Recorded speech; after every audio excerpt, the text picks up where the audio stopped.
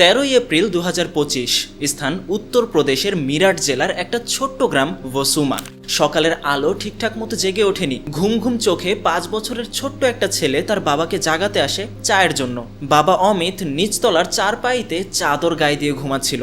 ছেলেটা অনেক চেষ্টা করেও বাবাকে জাগাতে পারে না। এক সময় বিরক্ত হয়ে সে বাবার গায়ের চাদরটা সরিয়ে দেয়, আর তখনই চারিদিক কেঁপে ওঠে এক ভয়ঙ্কর দৃশ্যের চিৎকারে।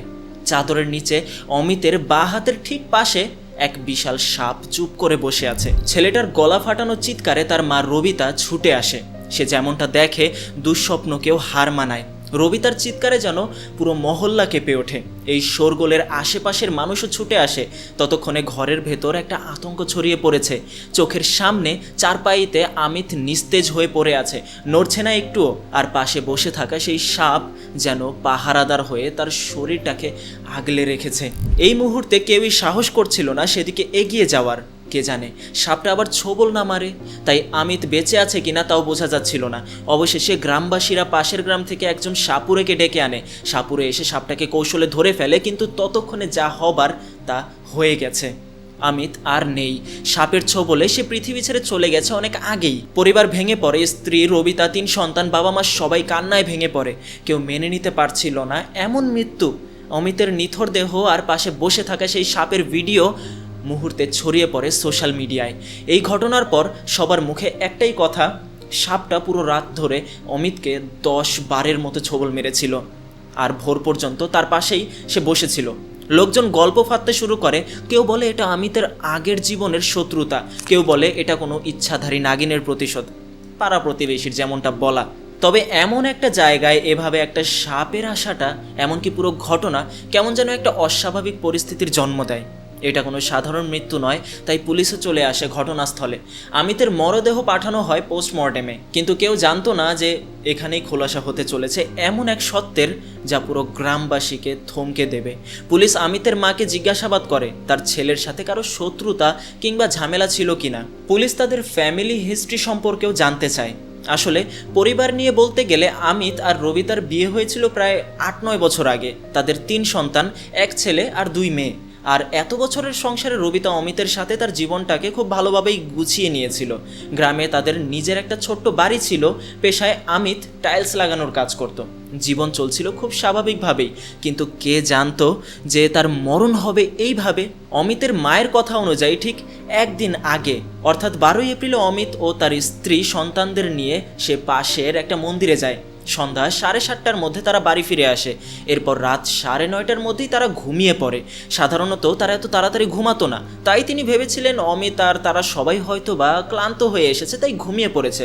তবে রাত 1:30টার নাগাদ অমিতের মা যখন বাথরুমে যাচ্ছিলেন, তখন তিনি দেখেন অমিত তার ঘরে নয় বরং নিচতলার একটা চৌকিতে গভীর ঘুমে মগ্ন। তখন তিনি ঘুণাক্ষরেও টের পাননি যে ঘরে একটা সাপ আছে।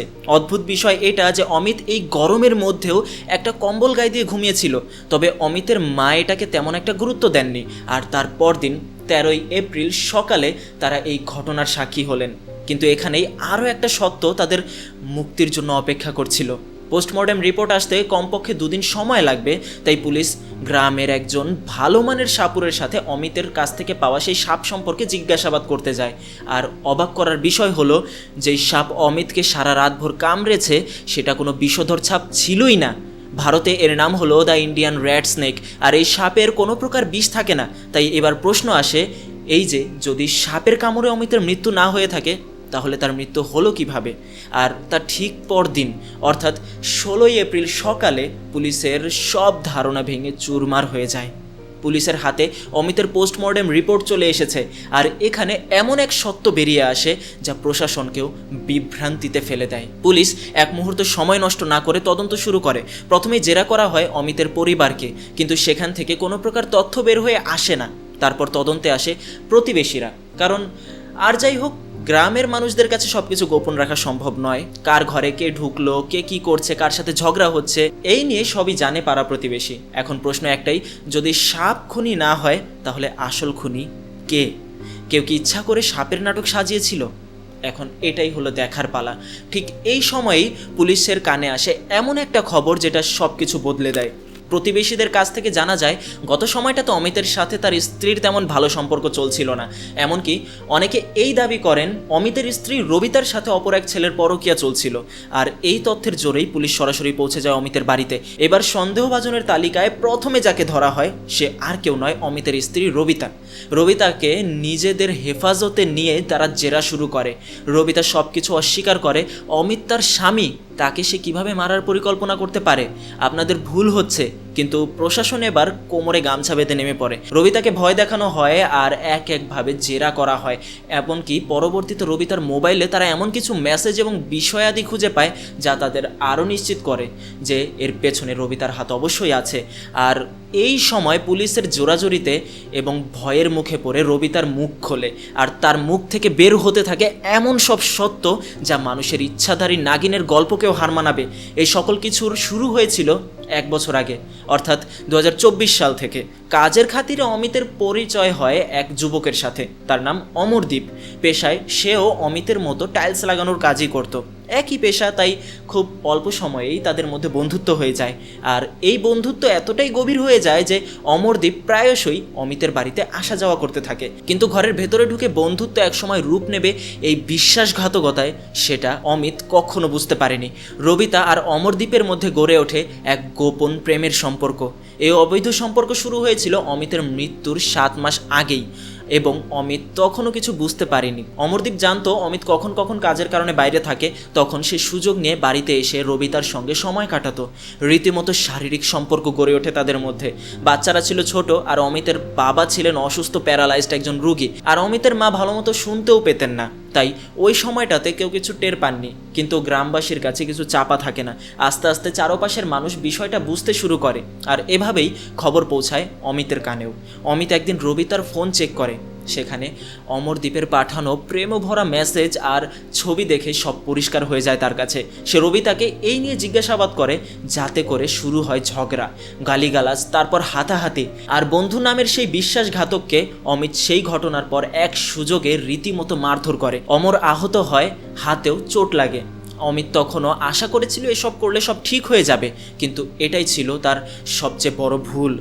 পরবর্তীতে অমিত রবিতার ঘর থেকে বের হওয়া বন্ধ করে দেয়। তারপর অনেকটা সময় সবকিছু ঠিকঠাকই ছিল, সবকিছুই স্বাভাবিক হয়। অমিত মনে করে হয়তোবা এই রহস্যের সমাধান হয়ে গিয়েছে। কিন্তু গোপনে গোপনে এখনও যে রবিতার সাথে অমরের যোগাযোগ চলছে সেইটা অমিত জানতো না।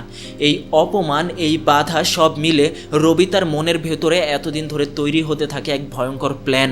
একটাই উদ্দেশ্য, অমিতকে এই দুনিয়া থেকে সরিয়ে দাও, সব সমস্যা শেষ। অর্থাৎ বিষয়টা এখন শিওর যে এই মৃত্যু কোনো দুর্ঘটনা ছিল না, এটা ছিল এক ঠান্ডা মাথার ঠান্ডা রাতে ঠান্ডা প্ল্যান করে করা এক ভয়ঙ্কর খুন। আর সেই খুনের ছক করেছিল রবিতা আর তার প্রেমিক অমরদীপ। তারপর চলে আসে 12ই এপ্রিল 2025 এর রাত। সেদিন সন্ধ্যায় অমিত ও রবিতা মন্দির থেকে বাড়ি ফেরে। কিন্তু কেউ জানতো না রবিতা সেই সময় সন্ধ্যা থেকে শুরু করে স্ত্রীর ভূমিকায় নয়, বরং একজন খুনির পরিকল্পনা সেজে নেমে গিয়েছে। রাত বাড়তেই বাড়ির সবাই ঘুমিয়ে পড়ে। বাচ্চারা ছিল ওপর তলায়, আর অমিত ঘুমিয়েছিল নিচতলার সেই চৌকিতে। কারণ গরমের সময় তো অমিত মাঝে মাঝেই বাইরে এসে ঘুমাতো। ঠিক এই সুযোগে রবিতা চুপি চুপি অমরদীপকে ঘরে ঢুকিয়ে আনে। এরপর যা হয় তা যেন কল্পনাকেও হার মানায়। অমরদীপ পাশের গ্রাম থেকে 1000 টাকা দিয়ে একটা বিষধর সাপ কিনে এনেছিল, আর চিন্তা করে সাপটাকে তারা অমিতের পাশে রেখে দেবে। কিন্তু তারা এই চিন্তাও করে যে সচরাচর বিপদ মনে না করলে সাপ একজন মানুষকে কামড়ায় না, অর্থাৎ সাপটা অমিতকে কামড়াবে কিনা তার কোনো নিশ্চয়তা নেই। তাছাড়াও সাপটাকে এভাবে ছেড়ে দিলে ঘরের ভেতরে ঢুকে গিয়ে রবিতা আর তার বাচ্চাদেরকেও কামড়াতে পারে। তাই দুজনে তাদের পরিকল্পনা একটু বদলে দেয়। ঘুমন্ত অমিতের ওপর রবিতা গিয়ে বসে পড়ে আর তার হাত দুটো শক্ত করে চেপে ধরে রাখে। আর ঠিক তখনই অমরদীপ এগিয়ে এসে তার গলা চেপে ধরে। অমিত ধস্তাধস্তি করছিল, চোখের সামনে ছিল তারই স্ত্রী। আর এক সময় শেষ নিঃশ্বাস পর্যন্ত লড়াই করেও বাঁচতে পারেননি অমিত। সে হেরে যায় দুই বিশ্বাসঘাতকের সামনে। মারার পর অমর নিজের ব্যাগ থেকে সাপটা বের করে তার শরীরের পাশে রেখে দেয়, আর ভিতর থেকে একটা চাদর এনে তাকে ঢেকে দেয়, যাতে গরমের কারণে সাপটা অস্থির হয়ে অমিতকে কামড়াতে শুরু করে। এই এই সাপটা ছিল ঘোড়াপাছার বা ইন্ডিয়ান র্যাট স্নেক। তারা জানতো না এই সাপ একেবারেই বিষহীন, একটা নন ভেনোমাস স্নেক, অর্থাৎ এর কামড়ে কেউ মরবে না। আর এই বিষয়টাই সামনে আসে 16 তারিখের পোস্টমর্টেম রিপোর্টে। সেখানে উল্লেখ করা হয়েছিল ভিকটিমের শরীরে কোনো বিষ নেই, শ্বাসরোধের চিহ্ন, তার ঠোঁট ও গলায় আঘাতের দাগ। আর মূলত এই দেখেই পুলিশ নিশ্চিত হয়েছিল এটা কোনো দুর্ঘটনা নয়, বরং পরিকল্পিত একটা মার্ডার। আর এই কারণেই সেদিন তারা তদন্ত শুরু করেছিল। আর অবশেষে রবিতার মুখ থেকেই বের হয়ে আসলো এই সত্য ঘটনা। অমরদীপ আর রবিতা দুজনেই এখন পুলিশের হেফাজতে, দুজনেই এখন জেলে। কিন্তু আশ্চর্যের বিষয়, রবিতা নিজেকে অপরাধী মনেই করে না, তার মধ্যে কোনো অনুশোচনা নেই। উল্টো সে বলে সব দোষ অমিতের। কিন্তু প্রশ্ন থেকে যায়, একটা জীবন কেড়ে নেওয়া কি কারো দোষ প্রমাণের একমাত্র উপায়? আর তাদের 3টি ছোট সন্তান, বাবাকে তো তারা হারিয়েছে, এমনকি তাদের জীবন থেকে মা নামক শব্দটাও মুছে গেল। আর এই ঘটনা নতুন নয়, চারপাশে তাকালে এমন ঘটনা অহরহ দেখতে পাওয়া যাবে। কিছু ঘটনা সামনে আসে, কিছু আসে না, এই নিয়েই চলছে সব কিছু।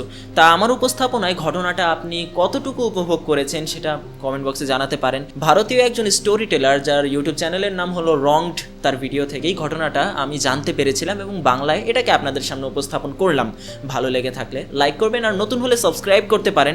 অবশেষে ভিডিওটা আপনি এই পর্যন্ত দেখেছেন, সেজন্য আপনাকে অনেক ধন্যবাদ। আর স্ক্রিনে যদি একটা ভিডিও ভেসে উঠে থাকে, তাহলে এটা আরও একটা চমৎকার ভিডিও, আপনি ক্লিক করে দেখা শুরু করতে পারেন। আর তেমন কিছু বলার নেই, নতুন চ্যানেল সাপোর্ট করবেন, আরও ভালো ভালো কন্টেন্ট নিয়ে আসবো। ধন্যবাদ।